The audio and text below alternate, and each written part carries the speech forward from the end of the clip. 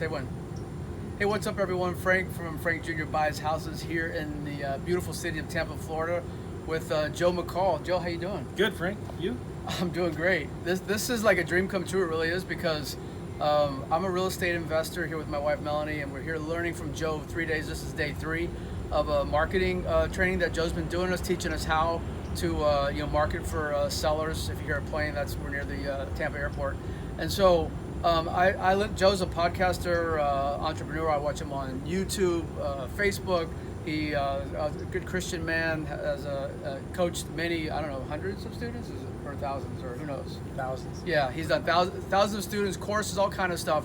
And I actually listen to Joe like 3 days a week. I almost listen to Joe more than the pastor that I hear at our church. So I know, right? So a lot of pressure. No, but I feel honored to be here with Joe, because I've learned so much, and the real estate investing really matters. We really have begun to grow our business. Joe's given us some great tools in the last 3 days, and so very grateful for that. Thanks. But there's a couple of things that I mentioned to Joe that I hear a lot from people that I hang out with, and so one of them is mindset, and I've struggled with this as well. Like, how do I get in a mindset where I believe that that if I have entrepreneurial dreams, or I want to start a business, or I want to start investing in real estate, I'm afraid, or whatever's going on in my head. How do I get past that so that I can see that for myself that there is that opportunity there? One of the biggest things that worked for me when I first got started is I had a coach. I bought his course, and one of the bonuses of the course was you get a free call with him. And so I scheduled my call with him, and I said, listen, I just want to know one thing from you. Can you really make a full-time income doing this business? Like, I needed somebody to tell me, yes, like, you really can. And when he said that, I said, all right, that's it. I believed him. I believed that what he said. I didn't think he was lying to me, and I trusted him. So I think for me, having somebody that you trust, you look up to, that can look you in the eye or on the phone and say, yeah, you can. It's not that hard. It's really easy. And so for me, that was huge. Mindset also, though, I think I was a professional student for like 2 or 3 years. Right. Like studying, going to workshops and boot camps. And I finally just said, enough's enough. My back was against the wall. And I said, I got to learn how to do this. And I'm just going to start taking action. I'm going to do what the guy says to do. And I'm going to stop questioning it. I'm going to stop changing it. I may not understand steps 7 and 8, but I'm going to do steps 1 and 2. And Just go for it as is. Yeah. It's interesting that at least in my life, what I've seen, where like I don't even know as much as the person that's teaching me, and yet I think I got to change or tweak or adjust what they're telling me to go do. Right? Yeah. You don't need to tweak it. You just go for it. Just trust the system. And if somebody's teaching you how to do a business or how to start do real estate, and they've already had success, like they kind of know what they're talking about. You know? Right. And so when I was a professional student, I always would buy all these different stuff and then try to combine them all into my own thing. And I really struggled because I was too distracted. Yeah. And I had one course, and I said, I'm going to do what this guy says to do, and I'm not going to change it. And that's when I started doing deals. So I feel like that there's so many things that I could ask you about at this time, but one thing that I heard you say in one of your, I think it was a YouTube, I forget, is you started telling people, hey, go take the step, like stop talking about it and go do it, make offers. And so how does one that has been held back either from fear or whatever, like take that first step? What does that mean? Everybody's afraid of making mistakes. Right. And everybody's afraid of being embarrassed and looking like a fool. Right. Well, you just got to get over that. You're going to make going mistakes. to happen. You're going to make mistakes. Our first flip went really bad. Yeah. So you're going to make mistakes. And sometimes those are the best seminars. Absolutely. Are the ones where you lose money. So you're going to make mistakes. Just accept it. And you're going to look like a fool. That's fine. What's the worst that could happen? Right. So I had to tell myself that over and over again. All right, if I make a mistake, it's okay. And if I look like a fool, it's okay. They don't know who I am. Right. Like, what's the worst that can happen? Exactly. They tell me no. They tell me to, go, they flip me the bird. Like, it doesn't. What's the big deal, really? Right. So, for me, I became okay with making the mistake. Me too. And that was huge, because then I knew that it's going to be all right. Making the mistake and being okay that people take shots, pot shots, you criticize you. Who cares? Yeah. In the end, I mean, we're the ones that you're going to die, and you're going to be the one to look back and go, man, I wish I had done any number of things, right? And it won't matter who said what to you at that point. Yeah. That's awesome. Thank you. Next, so we're coming to the end of 2019. Decade's almost done. 2020. We hear a lot. Everyone's a goal expert, right? It's the year of the vision. It's the year of the vision, 2020. And yet most people will either write down goals and not do anything about them, or not do goals at all. I think there's some studies out there, like, how few people really do goals. Are you a goal person, or? I'm not a big goal person. I wish I was, right? Okay. But when I do write goals, I have them written down. And I try to keep it super simple. I know there's the SMART goals, right? Specific, measurable, attainable, results-oriented, timely, or something like that, right?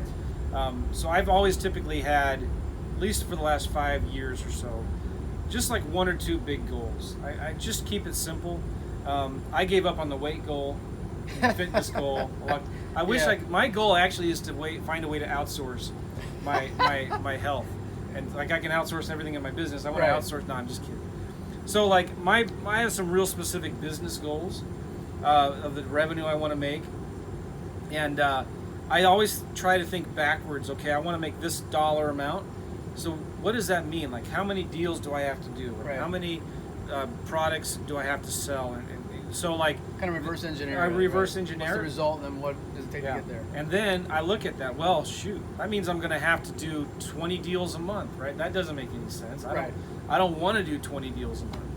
So then I adjust based on my big goal. So I always recommend to people start with the end in mind, and work backwards and break down your goals into things you can control.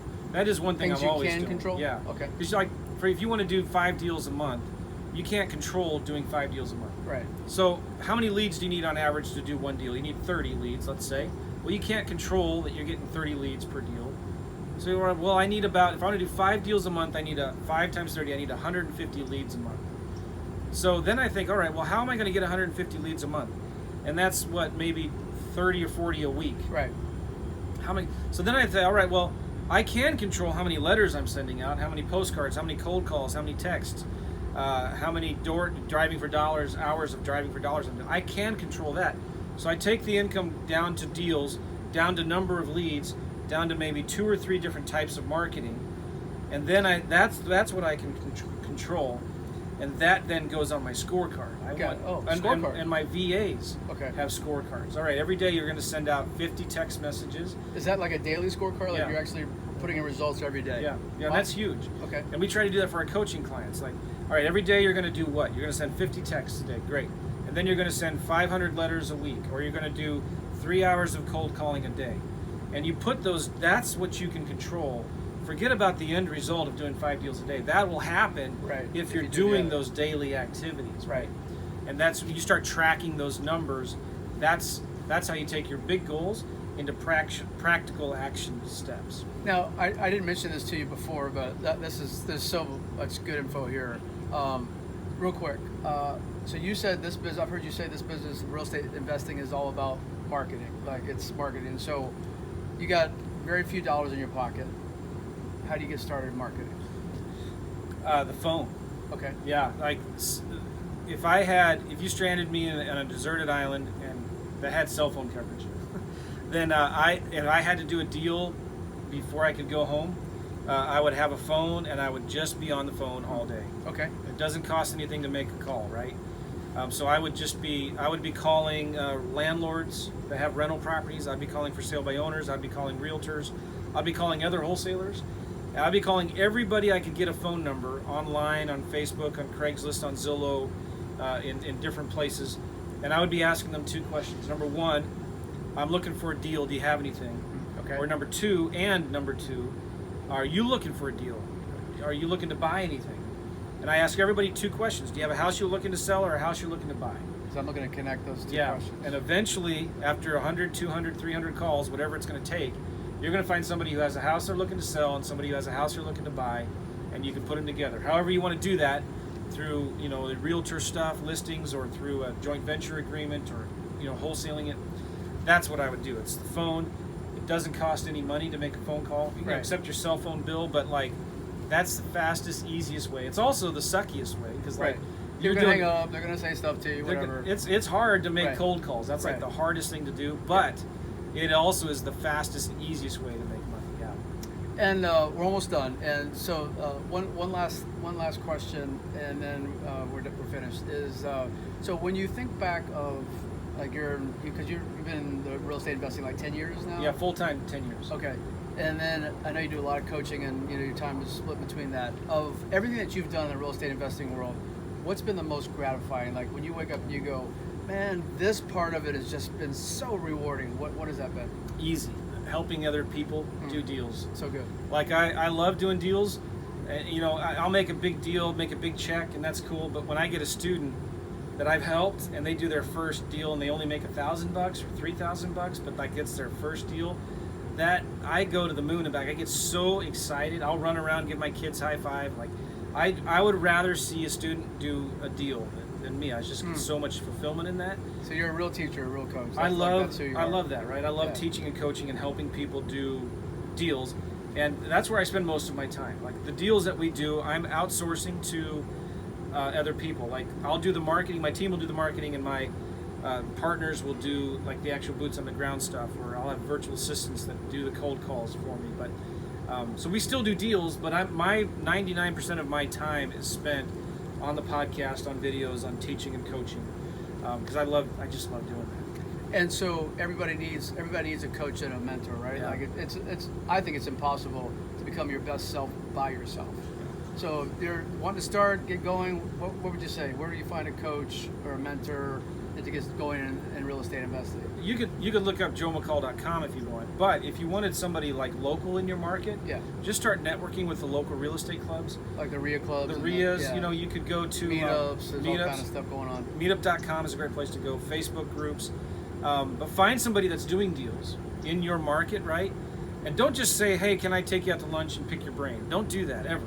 Like contact them and say, "Hey, listen, I'd like to help you make more money. I'd like to help you do more deals. What can I do to help you do more deals?" And they're gonna, if you're genuine and sincere about it, that investor will say, well, that's a great question. I'm glad you asked. Why don't you go to this neighborhood, go driving for dollars, do some bandit signs, or call these people, and then so as you start, you lead with value. Right. You say, listen, I want to help you do more deals instead of will you help me? I want to help you. You lead with value first. And they'll want to give back. They'll want to give back to you, and so you start bringing them leads, and then they'll teach you how to evaluate the leads, right? And then they'll teach you how to make the offers. And pretty soon, if you're working hard at it, they're going to help you. Like, okay, so you get maybe one of those leads turns into a deal, and you get to watch the process of how his contracts work, how he gets it under contract, how he inspects the properties, and what title company he uses, and you'll get to see. Are they borrowing the money? What hard money lenders are they using? Right. And what are their buyers? You can see the mechanics and the details behind the scenes. That's the best way to learn, I think. Yeah. I said that was the last question. One last question I hear a lot, which is 2020 and concern about economics and real estate, whatever. Are you concerned about where we're going? No. What's your outlook for 2020 in terms of doing deals and success in real estate investing? That's why I love wholesaling. Because you're in and out real fast. I'd rather make a quick nickel than a slow dime. Yeah. The market is changing, especially in markets like Florida, in California, you get the big spikes. Right. It goes up real fast, it goes down real fast. You got to be really careful with rehabbing. I think in 2020, if you are rehabbing, you got to make sure you're only rehabbing like the bread and butter homes, middle income, medium price homes. Don't get above that. And more hotel, like really quick. Yeah, quick rehab, real quick in and out. The faster you can get in and out, the better, because we are starting to see a slowdown. I think it's not going to be as bad as it was in 07, 08, 09. Hope so. But it is going to slow down. Yeah. But when you're wholesaling, you're never going to get in trouble, are you? Because you're not buying or owning any properties. Right. You're just flipping the contract. You're selling. You might own it. It's a pawn shop. We're a pawn shop. Yes, exactly. You might own it for a day or two, but you're not going to buy it unless you have somebody else you're going to sell it to, right? Yeah. While we've been here, we've wholesaled a couple properties. I love it. Yeah, I love it too. Yeah. Hey, thank you so much for your time. Frank. And I really appreciate it. By the way, Joe's the only guy that I normally see that is always wearing a baseball cap, and he doesn't have one on today. Is that because you're doing the training? It's hot in the training room, so I start sweating too much if I wear a hat. I like ball caps. Yeah. Well, hey, listen, very grateful for you. Yeah, Thanks so much. Man. Okay. All the best. Have a great day.